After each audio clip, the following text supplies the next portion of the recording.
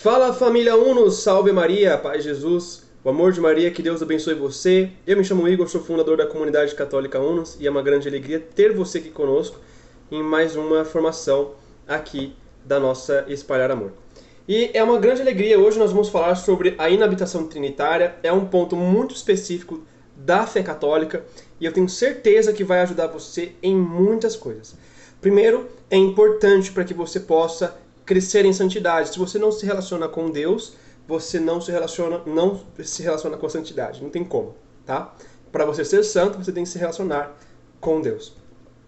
E hoje nós vamos dividir aqui em 4 partes. A primeira parte nós vamos falar sobre o fato. A segunda parte nós vamos falar das diferentes presenças. O terceiro capítulo, na terceira parte, nós vamos falar sobre a graça incriada. E a quarta parte, nós vamos falar sobre a finalidade da inabitação trinitária. Então é um ponto importante para que você possa crescer em santidade, para que você possa se tornar cada vez mais unido a Deus, tá bom? Então vamos fazer nesse momento a nossa oração inicial para crescermos já em santidade e nos unirmos a Deus, para que nós possamos também abrir o coração. Ave Maria, cheia de graça, o Senhor é convosco. Bendita sois vós entre as mulheres, e bendito o fruto do vosso ventre, Jesus. Santa Maria, Mãe de Deus, rogai por nós, os pecadores, agora e na hora de nossa morte. Amém. Em nome do Pai, do Filho e do Espírito Santo. Amém. Muito bem. Então, iniciamos aqui agora com o que é a inabitação trinitária, né? Primeiro capítulo da nossa formação. E eu quero trazer para vocês aqui o seguinte. Eu vou estar utilizando, como vocês sabem, o livro Ser ou Não Ser Santo, eis a questão, que é o compêndio da Teologia da Perfeição Cristã, do padre Antônio Royo Marim. Nós temos uma visão antropológica aqui, tá? O que é uma visão antropológica? A visão do ser humano, a visão do homem, né? A visão do homem e da mulher. Dentro da sua alma, dentro do seu coração, do ser, da sua essência de ser, habita a Trindade, né? Como nós vamos ver aqui já já. Só que aí nós temos aquela famosa frase: corpo, alma e espírito. E o espírito não se trata de uma dualidade na alma, e sim da presença da inabitação trinitária. E o que é essa inabitação trinitária, ou inabitação da Santíssima Trindade, que é o que nós vamos entender agora? Padre Antônio Royo Marim diz o seguinte: com a graça santificante e nunca sem ela, infundem-se em nossa alma, de uma maneira especial, as 3 divinas pessoas da Santíssima Trindade. Então aqui já temos um ponto para meditar. Se você está em estado de graça, e para isso exige que você seja batizado também, habita em sua alma o Pai, o Filho e o Espírito Santo. Então, a Trindade habita em você a partir do momento que você esteja com a graça santificante. Se você não é um batizado na Igreja Católica, corre e se batiza. Corre e se batiza. Porque é necessário ter um organismo espiritual para isto. Tá? Um dia, gente, se Deus permitir, eu quero comprar o livro Teologia da Perfeição Cristã. É muito maior, né? Só que ele também ele detalha muito mais. E a gente pode refazer esse curso aqui, né? Refazer essas aulas muito mais aprofundadas. E eu já defini qual que vai ser o nosso próximo livro, tá? Então, para vocês já saberem, eu já defini qual será o próximo livro. Os 2 próximos livros. Tá legal? Nós vamos utilizar um livro do Ítalo Marsili, né? Talvez vocês já conhecem, talvez não. Eu já estou até pegando aqui para vocês já ficarem sabendo, tá? Nós vamos utilizar um livro do Ítalo Marsili, que é os 4 temperamentos na educação dos filhos. Tá? E depois do Ítalo Marcilli, nós vamos utilizar um livro da Shalom, que é o livro Tecendo o Fio de Ouro. Por que eu estou focando nesses 2 livros agora? Antes mesmo da gente já... a gente já começou um pouco o tema, mas por que a gente vai focar nesses 2 livros aqui depois? Porque nós estamos num caminho de santidade, certo? Só que para ser santo precisa de autoconhecimento. E aqui, o livro dos temperamentos, vocês podem pensar que não tem nada a ver com a santidade. Mas os livros dos temperamentos, eles vão trazer um pouquinho das virtudes e dos defeitos de cada temperamento. Então isso daqui já fica uma coisa muito mais fácil para que vocês possam combater os defeitos. A gente não vai ler o livro todo, a gente vai pegar algumas coisas do livro que são importantes para a vida espiritual. Tá legal? Então nós vamos pegar aqui as motivações de cada temperamento, o diagnóstico de cada temperamento, as virtudes e os vícios de cada temperamento, os temperamentos em convívio, os temperamentos e a vida espiritual. E nós vamos falar também de personalidade, que é as camadas da personalidade, que é importantíssima também. Já no livro Tecendo o Fio de Ouro, nós vamos ler o livro inteiro. Tá? Por quê? Ele é um livro de autoconhecimento, informação humana e liberdade interior. É um livro católico, da Igreja Católica, para a Igreja Católica. Então, nós vamos usar todo esse livro. Por quê? Aqui nesse livro tem uma hora que ele chega no ser, né? Na Santíssima Trindade. E aqui que eu quero fazer esse gancho. Nesse livro da Emir Nogueira, nós chegamos ao encontro da Santíssima Trindade no nosso ser. Eu vou até pegar aqui a página para vocês, para a gente saber certinho. Nós precisamos desse encontro, né? Nós precisamos dessa inabitação da Trindade.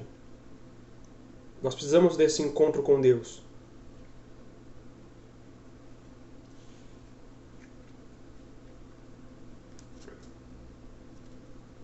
Aqui. Meu espírito exulta de alegria. É nessa parte aqui.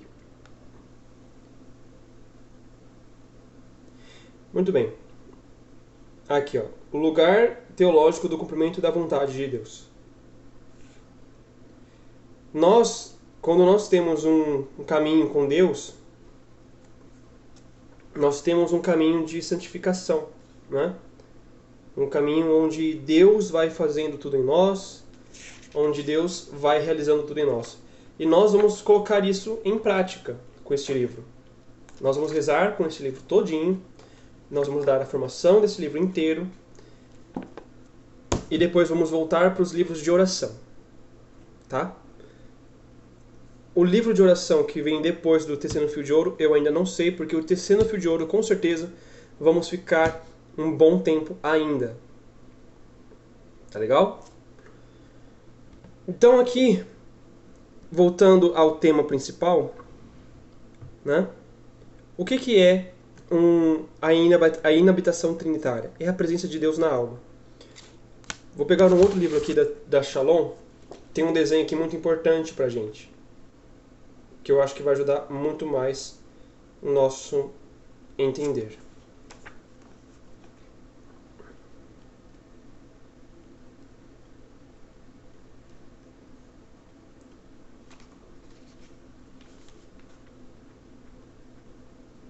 Aqui, achei. Muito bem. Vejam só esse desenho. Vejam esse desenho. Aqui nós temos os 5 sentidos. Tudo que está em verde, gente, é corpo. Tudo que está em azul é alma. E assim, amarelo é a habitação da Trindade dentro da alma.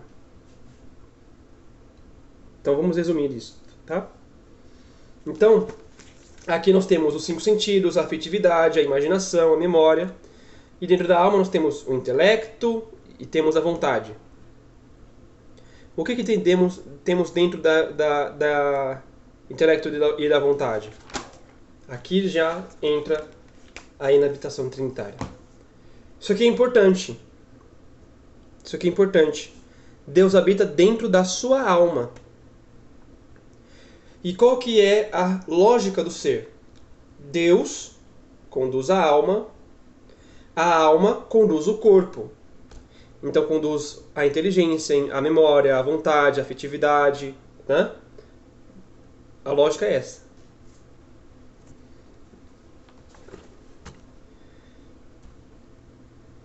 Nós temos o nosso corpo, e o nosso corpo é templo. O padre Antônio Reumarim vai dizer o seguinte: Deus começa a habitar a alma como um templo. O templo é a casa de Deus, mas pela graça santificante na nossa alma, também o nosso corpo se converte em um templo onde habita o próprio Deus, uno em essência e trino em pessoa. Veja que é uma situação que não só a sua alma vira um templo para Deus, mas o seu próprio corpo também. Tá? Então, por exemplo, São Paulo vai dizer: acaso ignorais que vosso corpo é templo do Espírito Santo? Então é verdadeiramente um templo do Espírito Santo. Os nossos corpos, tá bom? É um ponto que nós precisamos entender. É um ponto que nós precisamos meditar, acolher, tá? E aqui ele vai dizer um pouquinho mais sobre isso.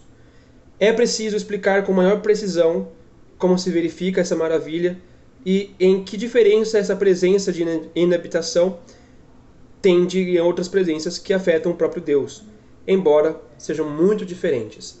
Então, assim, existe essa presença aqui e existem outras presenças muito mais importantes, digamos assim, né? Então nós temos um pouco mais de coisas para nós fazermos. Nós temos agora um ponto para a gente meditar sobre os diversos tipos de presença de Deus na humanidade, na presença que nós temos. Então, a primeira presença é a presença pessoal e hipostática. A segunda é a presença eucarística. A terceira é a presença de visão. A quarta é a presença de imensidade. E a quinta é a presença de inabitação. A presença de hipostática é própria e exclusiva de Jesus Cristo, homem-Deus. Nela, a pessoa do Divino Verbo não reside como em um templo. É diferente, tá? Deus não habita um templo. Nela se constitui a própria personalidade, ainda que homem. Em virtude da união hipostática, Cristo homem é uma pessoa divina e de nenhum modo de uma pessoa humana, ainda que nele haja uma natureza humana. Ou seja, na união hipostática não é uma habitação dentro da humanidade da pessoa de Jesus. Pelo contrário, isso daí seria uma grande heresia. Em Jesus Cristo, homem-Deus, ali nós temos a natureza divina e humana. Mas temos uma única pessoa divina. A presença ali é da pessoa. Não é uma presença habitual, não é uma presença simbólica, não é uma presença espiritual, é uma presença física da própria pessoa. Tá? A pessoa de Deus fez para si um corpo. E neste corpo reside para toda a eternidade a humanidade e a divindade de Deus. Na única pessoa divina. Isso é importante a gente gravar. Não existem duas pessoas em Jesus. Não existe a pessoa humana de Jesus. Não existe uma pessoa humana de Jesus. Existe a pessoa divina de Jesus. Ok? Isso é importante. Existe a pessoa divina de Jesus. E existe também a natureza humana. Tá? A natureza humana e divina de Jesus Cristo. Então essa é a primeira presença, a presença pessoal. A própria pessoa se faz presente. E aqui temos a segunda forma de presença, a presença eucarística. Deus está presente na Eucaristia de uma maneira especial que somente ocorre nela. Então, em nenhum outro lugar, nem mesmo em Jesus, acontece essa presença. A presença da Eucaristia é diferente da presença pessoal de Jesus. Nela ocorre a presença ubi-eucarístico, que, embora de uma maneira direta e imediata afeta unicamente o corpo de Cristo, afeta também as três pessoas da Santíssima Trindade. O Verbo de Deus por sua união pessoal com a humanidade do Cristo, o Pai e o Espírito em virtude da circuncisão. Ou seja, a presença mútua das divinas presenças que faz absolutamente inseparáveis. Onde uma está, necessariamente estão as outras duas. Então, na Eucaristia, você está comungando o corpo físico de Jesus Cristo, né, com seu sangue e sua alma. Mas você também está comungando com o Pai e o Espírito Santo, não só com o Filho. Na Eucaristia recebemos não somente o corpo e a alma, mas também toda a Santíssima Trindade supracitada, como nós acabamos de dizer, tá? A terceira presença que nós temos é a presença de visão. Deus está presente em todas as partes por essência, presença e potência, como diremos em seguida, mas não em todas as partes se deixa ver. Ou seja, você não consegue enxergar Deus o tempo todo. Você não consegue enxergar Ele em todas as coisas. Por exemplo, você enxerga Ele na Eucaristia, mas não de verdade, tá? Você não enxerga com os olhos físicos. Ah, aqui está Deus. Ali você enxerga um pão. Mas a sua fé te mostra a verdade. Então você enxerga de certa forma. A visão beatífica no céu pode ser considerada como uma presença especial de Deus distinta das demais. Então no céu você vai enxergar Deus de verdade, sem a máscara, sem o véu do mistério. Aqui a gente enxerga Jesus Cristo na Eucaristia, mas nós vemos através de um véu, o véu da fé. Sem esse véu da fé, a Eucaristia se torna pão, mesmo que não seja mais. Por quê? Porque a realidade está invisível ali. Somente a parte espiritual pode explicar a Eucaristia. E sem a visão beatífica, você não enxerga. Ou seja, quando você morrer e tiver a graça de ter a visão beatífica no céu, ou se caso você tiver a graça de estar vivo quando Jesus voltar, aí você tem a visão beatífica também, e você vai ver Deus face a face. Deus vai se revelar a você. A quarta presença é a presença de imensidade. Essa é uma presença de atributos de Deus. Deus tem sua imensidão. E em virtude da qual Deus realmente está presente em todas as coisas, em todas as partes, em tudo. Tá? Sem que possa existir lugar ou criatura alguma que não se encontre Deus nela, ainda que se trate de uma pedra ou do próprio demônio. Então, até mesmo no demônio tem Deus. Pode parecer contraditório, pode parecer confuso, mas essa é uma presença que até mesmo em Deus, que até mesmo no demônio existe Deus. É uma presença essencial do ser das coisas. Não é uma presença, por exemplo, de amizade, de comunhão. Não. é uma presença de criação.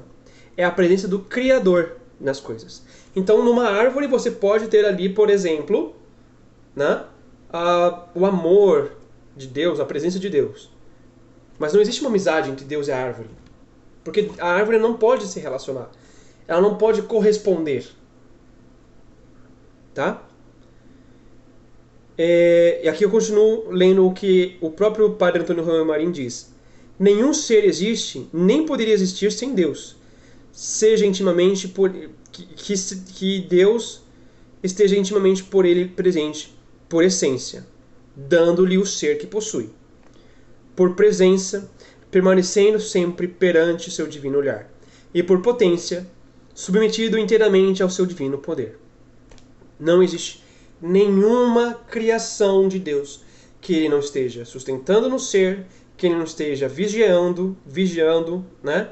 E que não esteja sob o seu poder. Ele tem autoridade sobre todas as coisas, ele está presente em todas as coisas e ele está vendo todas as coisas. Tá? São as 3 características de Deus: onipotente, onipresente e onisciente. Tá? São as 3 características de Deus. Agora, a quinta parte, a quinta forma de presença, já é diferente de todas. É uma que relaciona-se conosco. Ela não é a mais importante, tá? Pois a presença pessoal é mais importante do que a nossa. A eucarística é mais importante também. A beatífica, muito maior. Mas aqui temos uma presença pessoal. É a mais próxima de nós. Que, para você ter esta, é uma presença que somente aos batizados é concedida. E àqueles que estão em estado de graça. Então, se você é batizado, você tem essa graça. Se você não tem o batismo, você está na presença de imensidade ainda. Ok? Porque é uma presença para toda criatura, para toda a criação. Se você já é batizado, você tem essa presença de inabitação. Se você está em estado de pecado mortal, você perdeu essa graça. Mas você pode se confessar e voltar. Ok? Então veja aqui. É a presença especial que estabelece Deus uno-trino na alma justificada pela graça, ou seja, em estado de graça, tá? Em que se distingue da presença da inabitação da presença da imensidade. O que distingue a presença de imensidade com a presença de inabitação? A presença de inabitação pressupõe a presença geral da imensidade, ou seja, pressupõe que você já seja uma criatura de Deus. Ou seja, basta estar vivo, que você já tem essa presença. Ok? Sem o qual não seria possível. Mas esta presença geral se agregam 2 coisas importantes: a paternidade e a amizade divina. A primeira fundada na graça santificante, que nos faz filhos de Deus, e a segunda na caridade sobrenatural, que nos faz amigos de Deus. Então, a presença de inabitação, você é amigo e filho de Deus. Você não é só criatura. Tá ok? Deus não é pai de uma pedra, nem é amigo do demônio. Entende agora? Deus, ele realmente está presente no demônio, mas ele não é amigo do demônio. Deus está realmente presente na pedra, mas ele não se relaciona com a pedra. Ok? Então aqui, Deus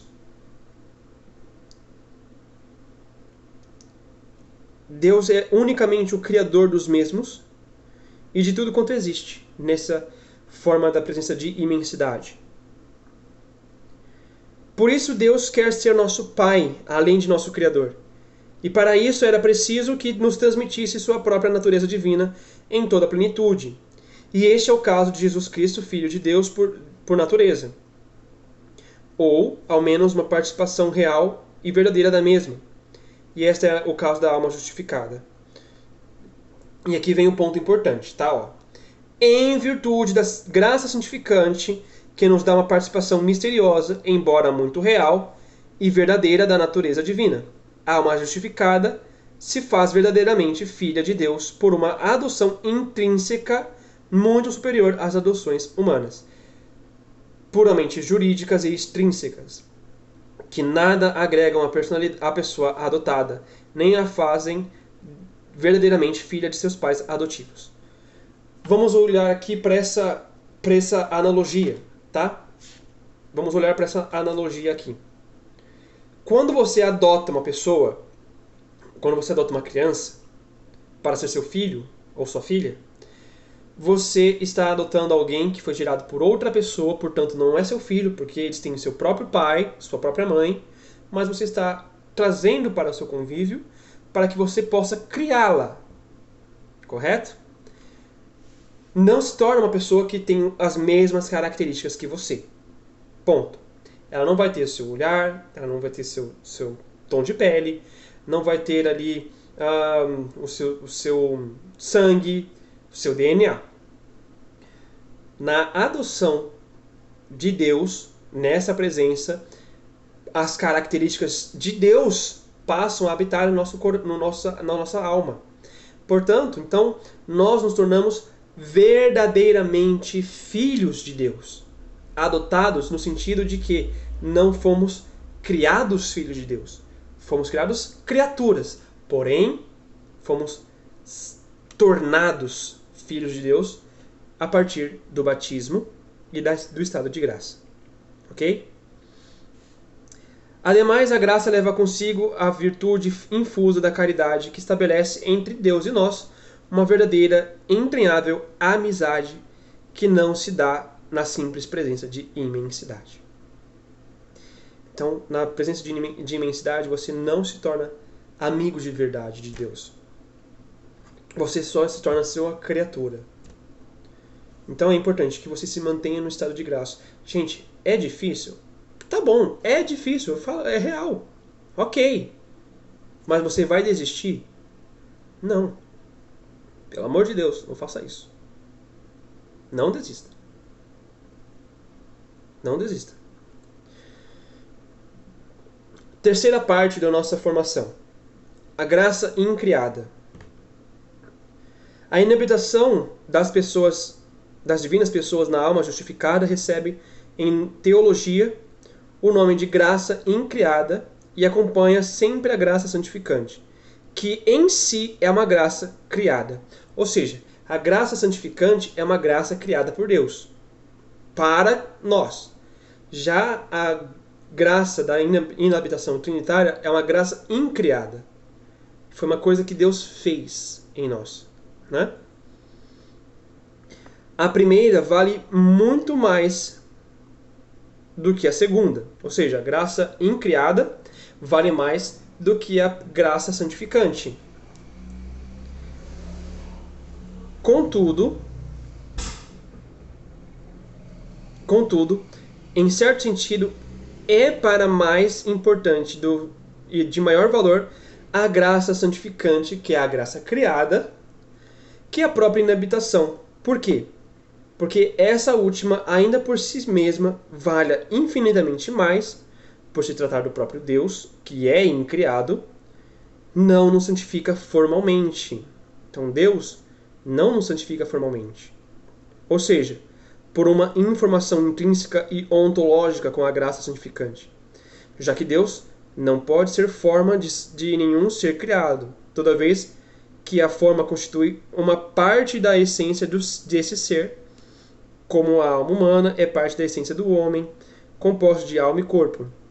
E Deus não pode ser, de modo algum, parte de nenhum ser criado. Tá? Então Deus ele não pode ser parte de uma criatura, porque ele não é criatura. Ele está acima, então ele não pode ser. Ok? A mesma união hipostática de Cristo não se verificou por informação da natureza divina em sua alma humana, mas por assunção ou elevação da natureza humana, a união pessoal com o Verbo divino.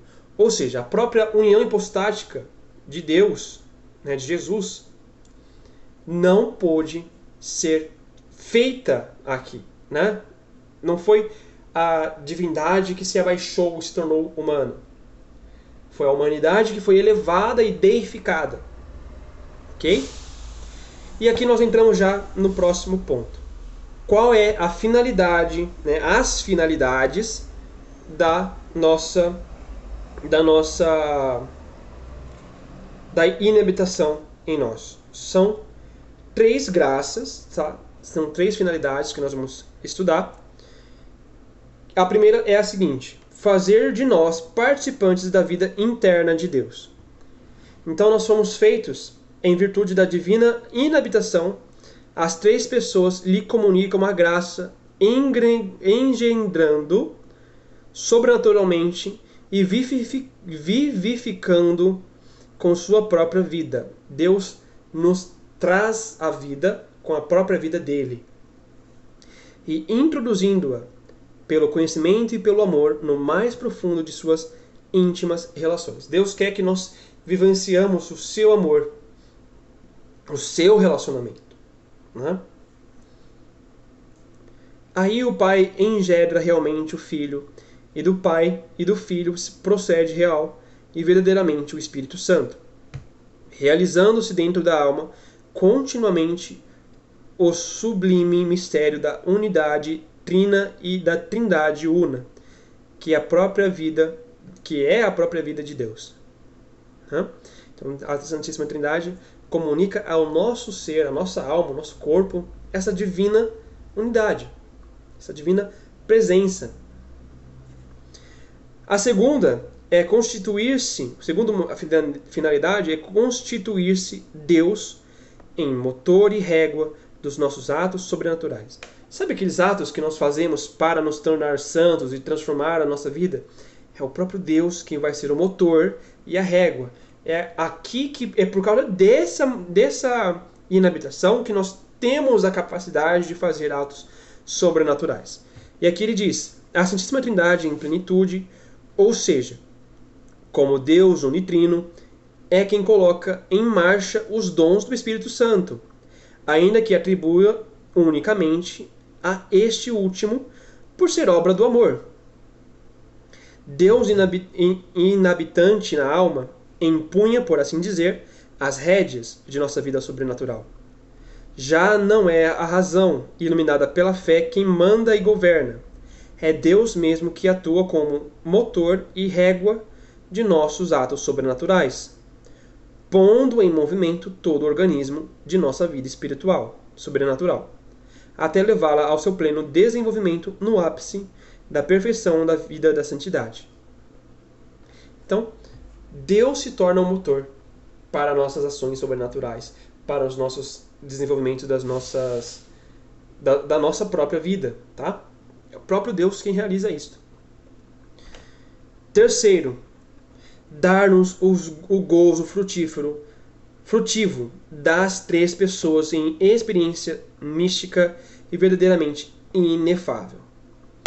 Então, muitas vezes Deus vai nos dar gozo espiritual. O que é isto? É aquela experiência, aquele gosto, aquela vontade mística. Muitas vezes.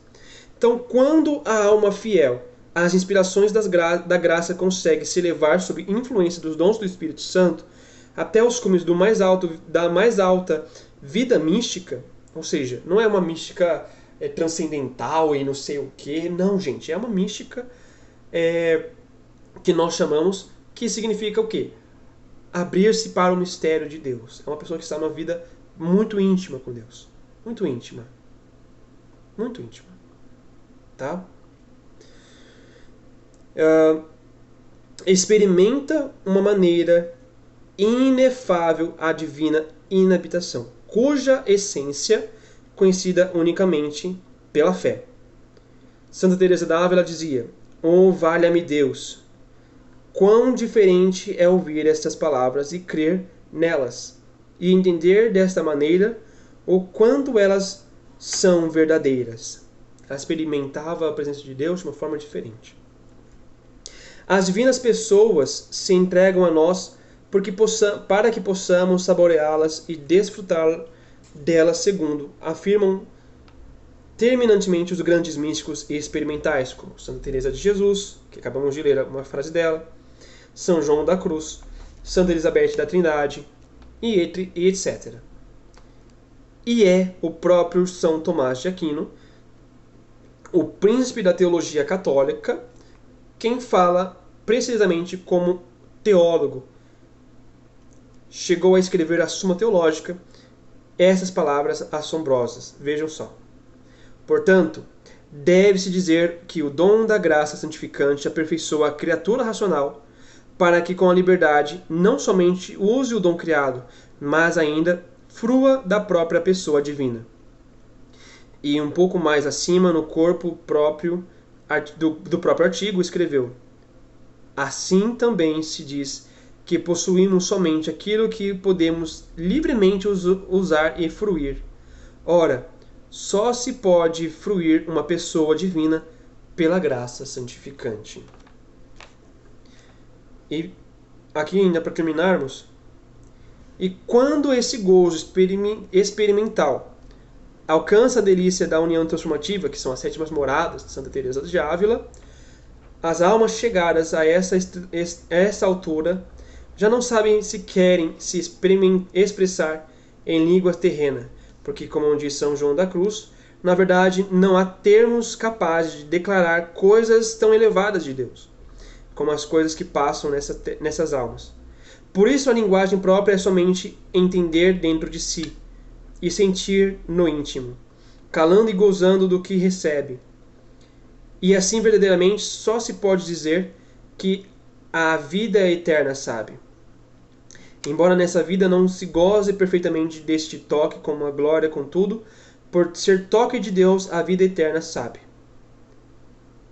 Então veja, a inabitação nos abre margem para uma experiência mais profunda com Deus. Então, aqui está o ponto focal desse programa. Vamos fazer uma boa confissão nesta quaresma. Hoje é dia... Deixa eu ver que dia que é hoje. Hoje é dia 1º de março. Muito bom. Hoje é dia 1º de março. Né? Sexta-feira, dia 1º de março. Dia de você fazer aí sua penitência. Agora são 6 horas da tarde, um pouquinho mais de 6 horas da tarde, né? Já estamos aí a 37 minutos e 49 segundos. Né? Faça uma boa confissão, faça um exame de consciência, faça uma boa confissão. Se você não for uma pessoa batizada, procure o batismo neste tempo. Tá? Vai ter batismo, com certeza, na Páscoa. Faça um batismo, participe do batismo. Faça a catequese e seja batizado. Receba essa graça inabitante. Ok? Gente, no nosso próximo programa nós vamos começar a falar dos dons do Espírito Santo. Não vamos ainda aprofundar em quais dons, tá ok? Nós vamos chegar aqui até próximo. Aqui nós vamos chegar até o número 2 aqui. Tá? A não ser que... Vamos ver aqui. Não, a gente vai falar também, sim. A gente vai falar, sim, dos dons. Vai dar tempo de falar. E semana que vem a gente já inicia, então. A gente fala todos os dons aqui que ele está sugerindo pra gente. E já começaremos a terceira parte dessa formação, que é o caminho para a santidade. Ok? Então eu quero agradecer você que está aqui conosco todas as semanas. Voltamos, tá? Voltamos. Estamos com o Ágape de volta toda quarta-feira. Estamos com formação, né? Toda sexta-feira. Pregação toda quinta e todo domingo, né? E com a graça de Deus, vamos ter muitos mais projetos por vir ainda. Então fiquem ligados que tem coisa nova para vir, que nós estamos rezando e estamos discernindo para fazer, tá ok? Muito bem, que Deus abençoe vocês, fiquem com Deus, um beijo, tchau, tchau.